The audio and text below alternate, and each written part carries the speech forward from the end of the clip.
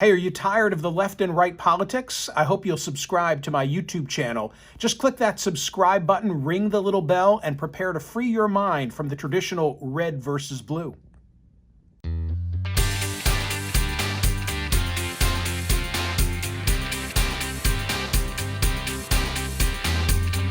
Regular listeners have heard me say in the past that I read for a living more than I speak for a living. I need to know what to say before the microphone gets hot.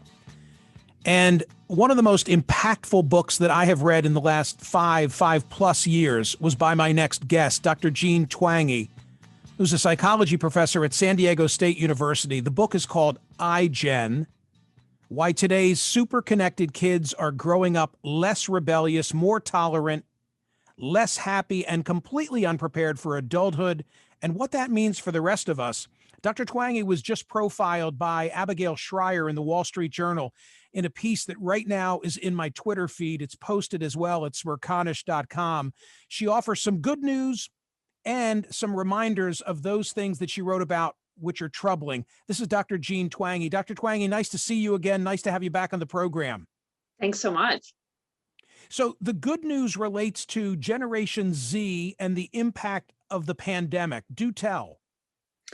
Yeah, so last year, we were able to field a couple of national surveys looking at teens and asking them how they were doing, how they were feeling, and what was going on with them during the pandemic. So first, we were concerned about mental health and happiness.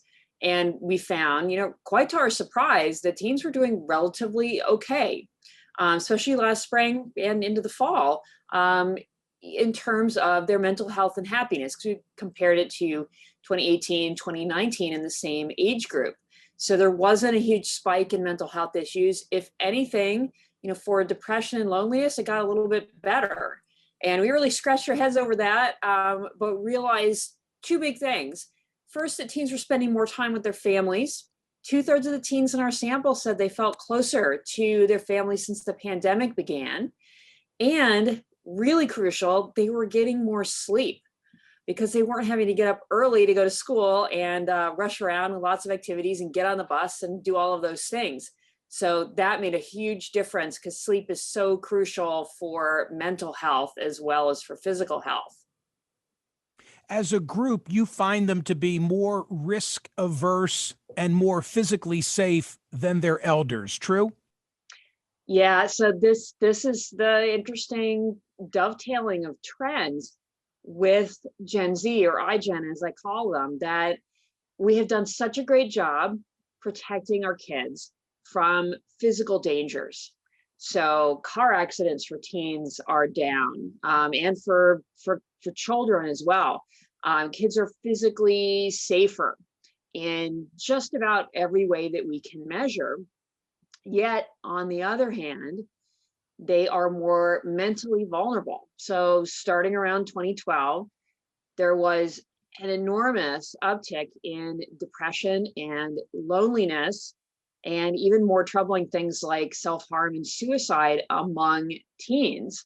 So even though we protected them physically, there's these really striking and troubling trends in mental health among teens that have been going on since about 2012. And what else was going on in the world in 2012 that is central to your thesis? Yeah, that was the question. So you see striking trends like that. As somebody like me, I work with cultural trends and generational trends. You have to say, why? Why did this happen? I mean, because these changes are very unusual that they happen in such a short period of time and were so large. I'd really never seen anything like it on my decades of doing this type of work.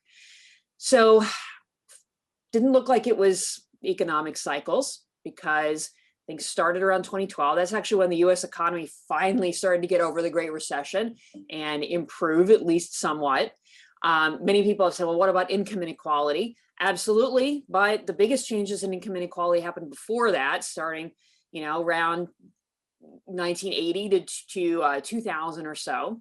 It was hard to think of something that happened in 2012, kept going in the same direction, that would have such a big impact on teens in particular. And then I realized looking at some polling data, you know what happened at the end of 2012? That was the first year that the majority of Americans owned a smartphone. It was also around the time that social media use went from optional to virtually mandatory among teens. And it's not just that it happened at the same time, it's that think about what an enormous impact that had on the social lives of teens, on all of their time outside of work and school, shifted from things a lot of us Gen Xers and boomers remember from doing when we were kids, hanging out with each other, maybe having a paid job, reading a book or a newspaper, going outside, having freedom. That is not the life of iGen or Gen Z kids and teens. They are very often in their bedrooms communicating with each other, but doing so electronically on TikTok, on Instagram, playing games. That's their lives. They don't go out much. And then the pandemic happened, and that got exaggerated even more. That had other, advantages that were a silver lining, but still, that was a shift that was well in place even before the pandemic began.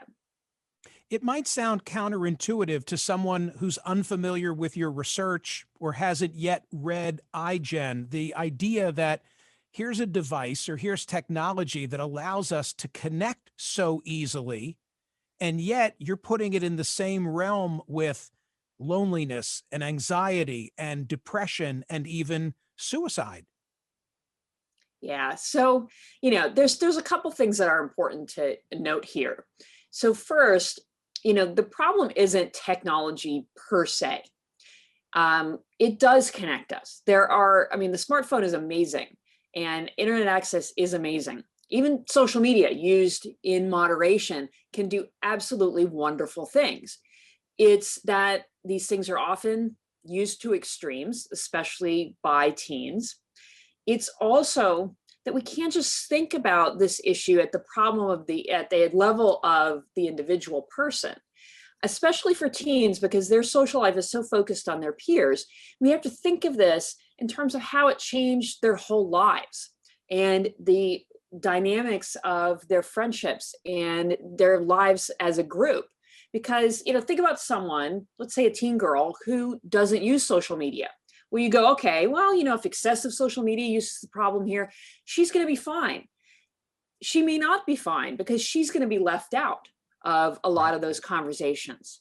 And even if, let's say, she wants to live like it's 1987 and go out with her friends and hang out, well, who's she going to do that with? It's not 1987. All of her friends are at home on TikTok. So there's these dynamics here, which I think are often ignored in this conversation, that this is happening to everybody. And I focus on teens so often, but it's happening to adults too. Social media is having an effect on everybody in terms of social life, also in terms of politics and polarization, even if you don't use it. There's priority given to the way in which you're portraying your experiences and your interactions instead of actually leading them and carrying them out. I think that's a big part of it. It's a complex story here with how these technologies have affected our lives. There have been so many positives in being able to communicate with so many other people around the world and to stay in touch with friends and family. And how crucial was that during the pandemic lockdown? Sure. Yet, as you mentioned, there's these strange things about how we've ended up using these technologies. So one is, social media puts this focus on, hey, I'm going to do it for the gram. I'm going to take the picture of it and not be in the moment. I might be in the most beautiful place in the world, or even having the most interesting conversation I had with my friend, in real time, in a long time, but, oh, what's going on with my phone? There's so many elements to it. And I think, another part of it is that social media in particular was designed to keep us coming back as often as possible for as long as possible, because that's how these apps make their money. And, in that way, I think they are addictive. And there's a debate over whether we should really call it an addiction, which I agree, you know, we should be discussing openly and not settling on yet. But it is remarkable the way how many people talk about their phones and social media using the language of addiction, and how many people say, well, you know, I do this and I'm very distracted by it and I wish I wasn't. That's sort of the definition of addiction in some ways.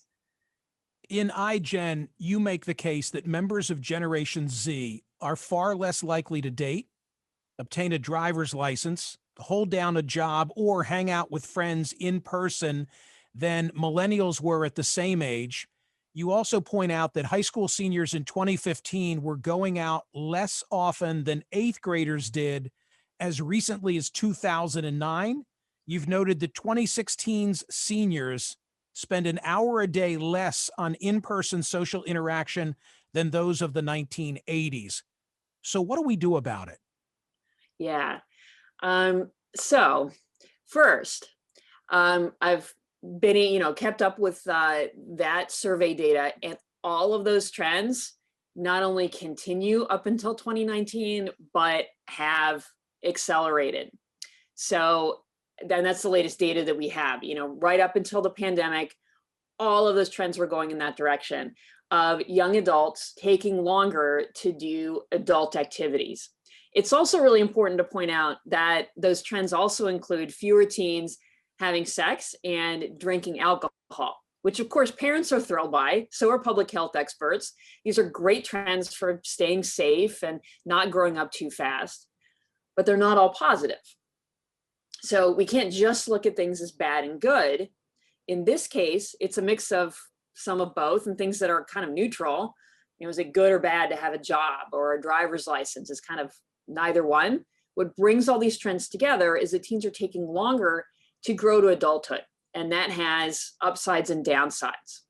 So, you know, in terms of sex and alcohol, what do we do about it? I mean, we throw a party, you know, non-alcoholic, and say, yay, this is a wonderful trend. But with some of these others, there are some big downsides that Gen Z or iGen is graduating from high school without as much experience with independence. They're not going out without their parents as much and having a job and a driver's license and these experiences that would help prepare them to learn how to make decisions on their own. Because that's what I hear from managers. That's what I hear from folks who, you know, run the student life office at colleges when I give talks and presentations. Over and over, they say, this group is wonderful in so many ways, but they have a really hard time not making a decision without texting mom or dad. And, you know, that's okay. They're still growing up and they're going to take longer to do that.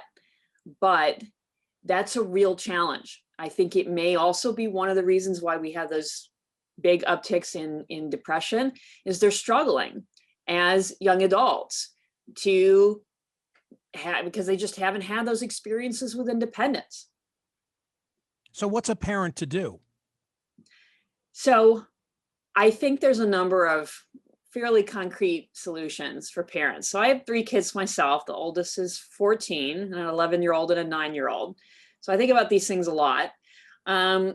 So independence, just whether you got younger kids, maybe walking back and forth to school if you live close enough, going to sleepaway camp, having them help with dinner.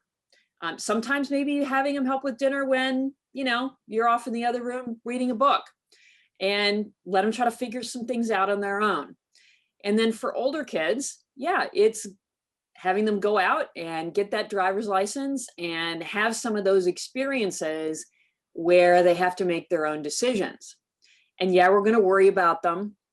But, you know, think about how much worried you're going to be when they're 20 and they still can't make a decision. And they're, you know, like the college students I hear about all the time, they have a problem with their roommate. They have mom, you know, call the office for the dorms, not yourself, you know, or worse, they're 23 and they're doing that when they're in their first job. So that independence piece is really important. And then what about technology? That's the harder problem to solve, right? I mean, that's what all the parents tell me. And that's what I've experienced myself. So that's probably harder. but there are some concrete rules, like my number one, no phones in the bedroom overnight. Tough to enforce. Dr. Twenge, a quick final question, and thanks for being so gracious with your time. For lack of a better description, does Silicon Valley understand what you're saying? Do they care? Are they doing anything about it? I think they have to understand it. They've made very few, if any, public statements about this. Companies like Apple have responded to some of these concerns by putting better parental controls on iPhones and iPads. So, and Android phones and laptops have some of the same types of features, so Google Chromebooks. So in that way, that's been one response. But from social media companies, not so much. It's really been crickets for the most part. In fact, it came out recently that Facebook, in internal discussions, was thinking about introducing a version of Instagram for kids 12 and under. So if anything, they've sort of gone the other direction. I assume their argument is, well, let's make if they're going to use it anyway, let's make a safe space for them. Well, I don't know. How about we enforce existing law, which is that your kids 12 and under are not supposed to have a social media account in their own name. That's actually the law, and it's not enforced. So, I think this is being discussed, but right now it's really on parents to do something about it. And I think there are policy solutions, but they really haven't been implemented. And that means it's this everyday struggle for parents.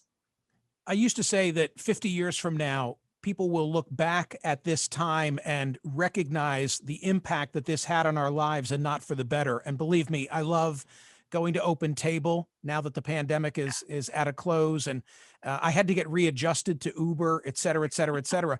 But we don't have to wait 50 years, because you've already shown the light in this book and in your other work. And I thank you for your willingness to come back and to discuss it so often.